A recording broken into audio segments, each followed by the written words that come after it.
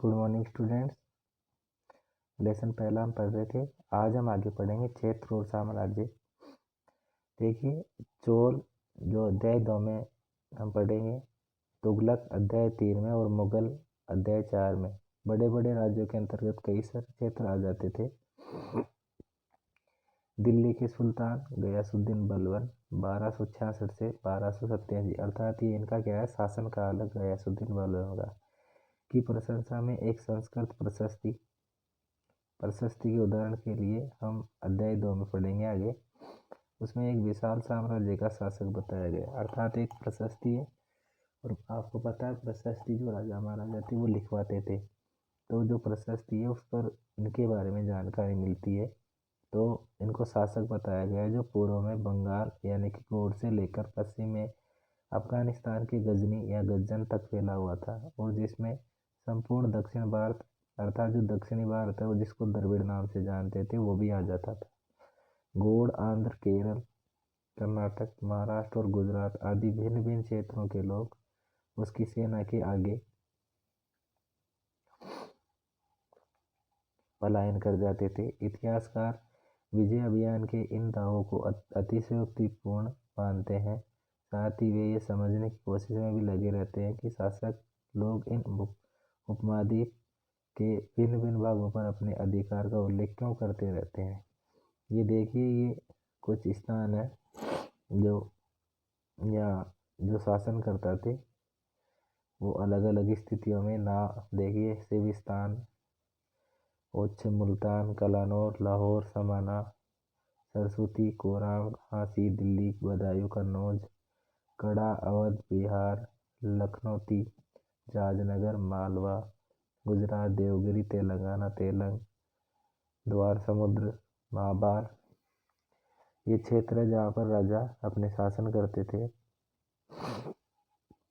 भारत तथा क्षेत्र की बात करते हैं तो सन 1318 में कवि अमीर खुसरो इस बात पर गौर किया था। अमीर खुसरो थे जिन्होंने बताया था कि इस देश के हर क्षेत्र की एक अलग भाषा थी। सिंधी, लाहौरी, कश्मीरी, द्वार समुद्री, तेलंगानी, गुजरी, ठीक है, ये अलग अलग भाषाएं थी। अमीर खुसरो ने आगे बताया कि इन भाषाओं की विपरीत एक भाषा संस्कृत थी, अर्थात संस्कृत जो हमारी प्राचीन भाषा है जिससे सभी भाषाओं की क्या मानते हैं, जननी मानते हैं। ये एक प्राचीन भाषा थी जिसे केवल ब्राह्मण जानते थे, आम जनता नहीं जानती थी। अर्थात जो प्राचीन समय में ब्राह्मण लोगों की जो भाषा थी वो संस्कृत थी। सन 700 तक कई क्षेत्रों के अपने अपने भौगोलिक आयाम तय हो चुके थे और उनकी अपनी भाषा तथा सांस्कृतिक विशेषताएं स्पष्ट हो गई थी। अध्याय 9 में आपको इनके बारे में और अधिक जानकारी मिलेगी। ये क्षेत्र विशेष शासक राजवंशों से भी जुड़ गए थे।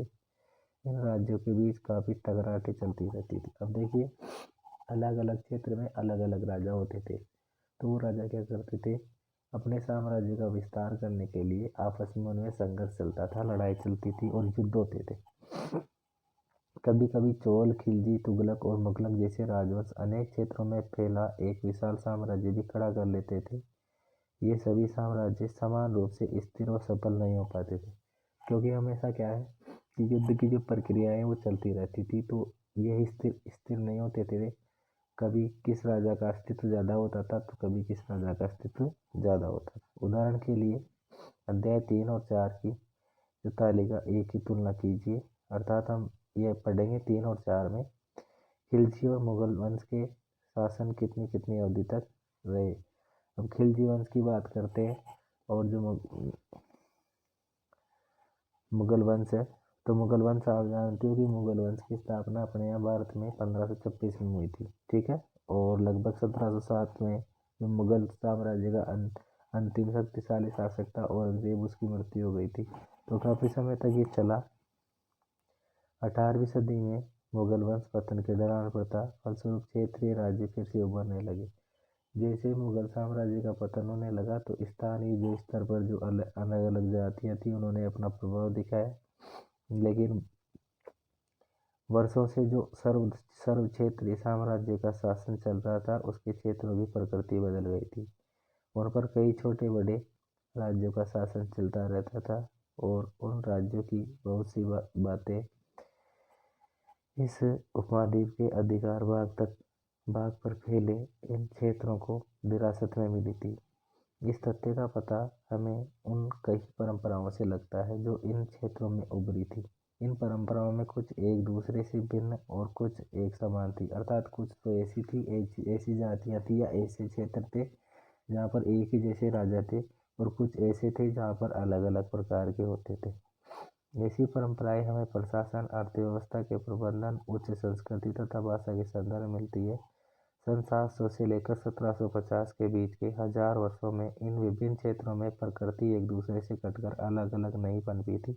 हालांकि उनमें चरित्र की अपनी विशेषताएं बनी रही थी, मगर समन्वय की सर्व क्षेत्रीय ताकतों का प्रभाव भी उन पर पड़ा था। अर्थात क्या है, सब अलग अलग क्षेत्रों में अलग अलग तरीके से शासन करने लगे, लेकिन जो भारत की एकता और अखंडता है वो बनी रही। ठीक है, और जो राजा थे वो आपस में युद्ध करते थे, लेकिन जो एक तरीके से यहाँ की जो विरासत है, जो संस्कृति है, उसको वो बनाए रखने में कायम रहे। पुराने और नए धर्म के बारे में पढ़ते हैं।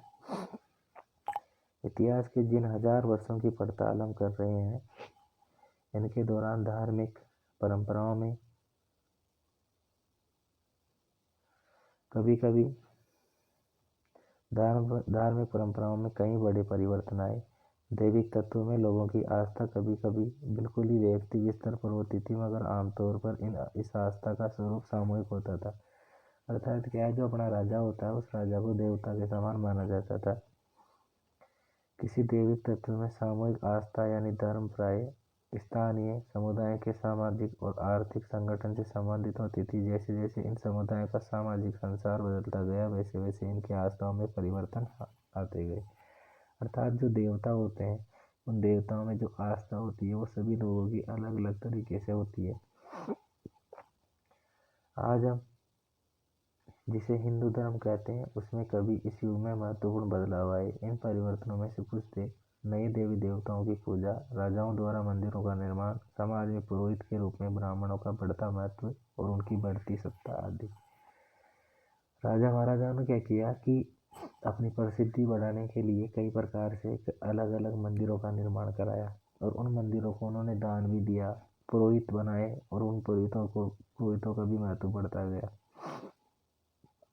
संस्कृत ग्रंथों के ज्ञान के कारण समाज में ब्राह्मणों का बड़ा आदर होता था। इनके संरक्षक थे नए नए शासक जो स्वयं प्रतिष्ठा की चाह में थे। देखिए, जो ब्राह्मण वर्ग था वो संस्कृत का ज्ञानी था, इसलिए क्या है कि उनका महत्व ज़्यादा होता था, और इनका जो ब्राह्मणों का संरक्षण करते थे वो राजा महाराजा करते थे। इन संरक्षणों का समर्थन होने के कारण समाज में इनका दबदबा और भी बढ़ गया था। इस युग में एक महत्वपूर्ण परिवर्तन भक्ति की अवधारणा के रूप में आया। इसमें ईश्वर की कल्पना एक ऐसे प्रेमल इष्ट देवी देवता के रूप में की गई थी जिस तक पुजारियों के विशद कर्मकांड के बिना ही भक्त स्वयं पहुंच सके। इस विषय में और साथ ही दूसरी परंपराओं के बारे में भी आपको अध्याय 8 में जानकारी मिलेगी। यही वह युग था जिसमें इस उपमहाद्वीप में नए नए धर्मों का आगमन हुआ। कुरान शरीफ का संदेश भारत में पहली पहल 7वीं सदी में व्यापारियों और आप्रवासियों के जरिए पहुंचा।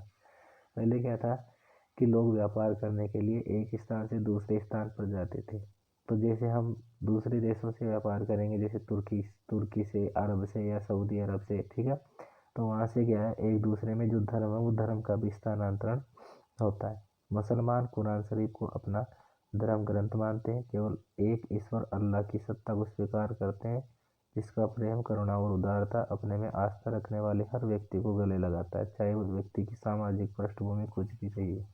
अर्थात व्यक्ति की समाज में उसकी स्थिति कैसी भी रही हो, लेकिन भगवान के सामने वो एक जैसा होता है। कई शासक इस्लाम और इसके विद्वान धर्मशास्त्रियों और न्यायशास्त्रियों अर्थात उलेमा को संरक्षण देते थे। हिंदू धर्म की ही भांति इस्लाम के अनुयायी भी अपने धर्म की अलग अलग तरह की व्याख्या करते थे। मुसलमानों में कुछ शिया थे जो पैगंबर साहब के दामाद अली को मुसलमानों का विधि सम्मत नेता मानते थे, और कुछ सुन्नी थे। अर्थात जो मुस्लिम था वो मुस्लिम धर्म भी दो भागों में बटा हुआ था, एक था शिया मुसलमान, दूसरा सुन्नी मुसलमान।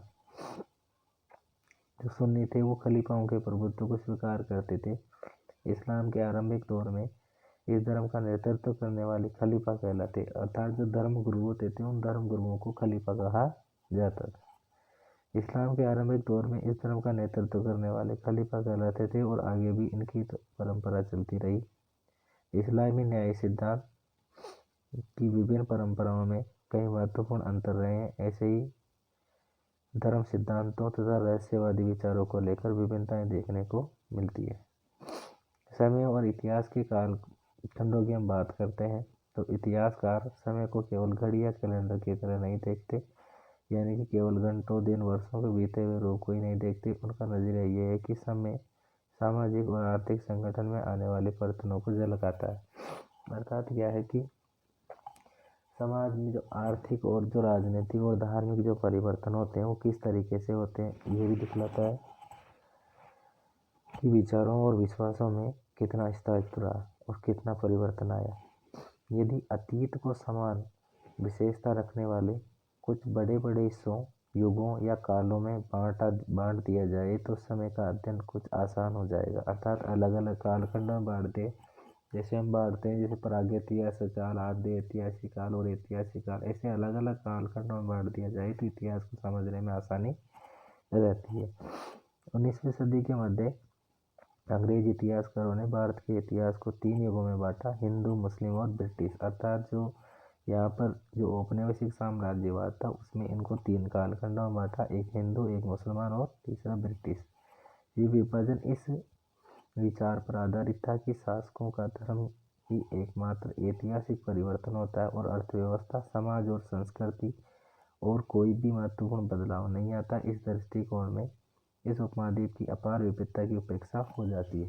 और यदि हम इनको अलग अलग करके नहीं बांटते हैं तो हमारे जो भारत देश है या उपमहाद्वीप हमारा, इसमें जो परिवर्तन हुए उनको अच्छी तरीके से नहीं समझा जा सकता। इस काल विभाजन को आज हम बहुत कम इतिहासकार स्वीकार करते हैं। अधिकतर इतिहासकार आर्थिक तथा सामाजिक कारकों के आधार पर ही अतीत के विभिन्न कालखंडों की विशेषताएं तय करते हैं।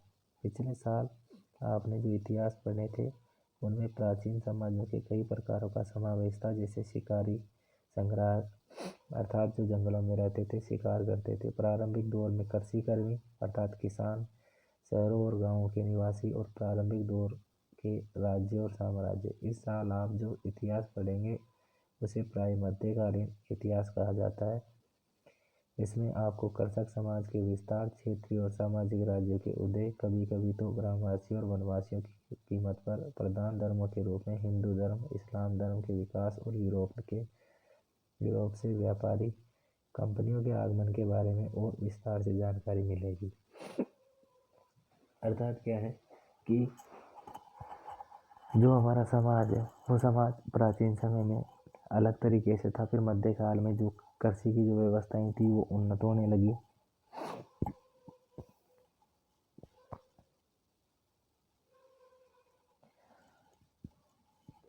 इसके बाद देखते हैं भारत के इतिहास के 1000 साल अनेक बदलाव के साक्षी रहे हैं। आखिर 16वीं और 18वीं शताब्दियाँ 8वीं या 11वीं शताब्दियों से काफ़ी भिन्न थी, क्योंकि समय में क्या होता है, बदलाव होता है, तो काफ़ी अंतर आ चुका था। इसलिए इस सारे काल को एक ऐतिहासिक इकाई के रूप में देखना समस्याओं से खाली नहीं है। फिर मध्यकाल की तुलना प्राय आधुनिक काल से की जाती है। आधुनिक काल या आधुनिकता के साथ भौतिक उन्नति और भौतिक प्रगति का भाव जुड़ा हुआ है। इससे आशय ये निकलता है कि मध्यकाल रूढ़िवादी था और उस दौरान कोई परिवर्तन हुआ ही नहीं, लेकिन हम जानते हैं कि ऐसा नहीं था। रूढ़िवादी का मतलब है जैसी उनकी एक तरीके से जो प्राचीन जो परंपराएं चली आ रही थी उनको वैसा का वैसा ही मान लिया जाता था। इन 1000 वर्षों के दौरान इस उपमहाद्वीप के समाज में प्राय परिवर्तन आते रहे और कई क्षेत्रों की अर्थव्यवस्थाएं तो इतनी समृद्ध हो गई थी कि उसे व्यापारी यूरोप की व्यापारी कंपनियों को आकर्षित करना आरंभ कर दिया था। इस पुस्तक में पढ़ते समय आप परिवर्तन के चिन्हों तथा यहाँ की सक्रिय ऐतिहासिक प्रक्रिया पर ध्यान देते चले, और जब भी संभव हो इस पुस्तक में आप जो पढ़ रहे हैं उसकी तुलना आप पिछले वर्ष पढ़ी हुई बातों से करने की कोशिश करें। जहाँ भी संभव हो हम ये देखें कि कहाँ बदलाव हुए और कहाँ नहीं। आज हम आसपास की दुनिया पर नज़र डालकर भी यहाँ देखें कि और भी क्या बदलाव और कैसा बेसगर रहा।